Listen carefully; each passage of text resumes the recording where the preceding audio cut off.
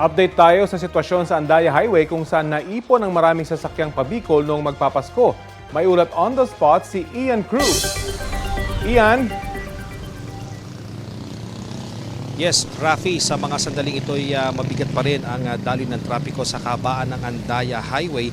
At Rafi, nasaksihan natin yan mula dito sa bayan ng Sipokot papunta sa bayan ng Lupi ay talaga namang tukod yung traffic. At pamaynila nga mula sa bayan ng Sipokot ang tukod ng traffic na umaabot ng 1 oras o higit pa bago makatagos ng tuluyan. At syempre, Kalbaryo rin, Rafi, ang inaabot ngayon ng mga pabikol at iba pang destinasyon na nasa 1 hanggang 3 oras ang itatagal sa biyahe. Samantala, 3 bahagi ng Maharlika Highway ang nagbitak sa Barangay Bicol, Libmanan, Kamsur. Bunsod din ang malakas sa pag-ulan sa mga nakalipas na araw. Ayon kay Kagawad Agnes de la Torre, para sa kanilang mga residente hindi pasado ang pagkakagawa sa outer lane ng northbound ng highway dahil hindi raw ito napisong maigi.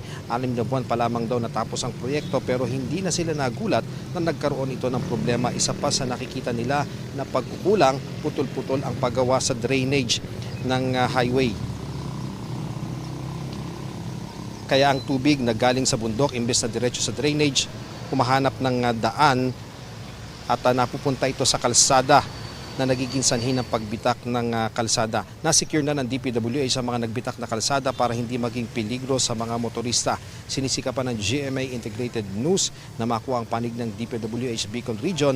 Umapila rin si Kagawad Agnes de la Torre sa gobyerno para naman mabigyan ng malilipatan ang mga apektadong pamilya sa landslide-prone areas. Patunay daw silang nagpapaalala sa mga residente na lumikas, lalo na nga tuwing malakas ang ulan. Yan muna ang latest mula rito sa Kamsur. Balik sa iyo, Rap. Maraming salamat, Ian Cruz.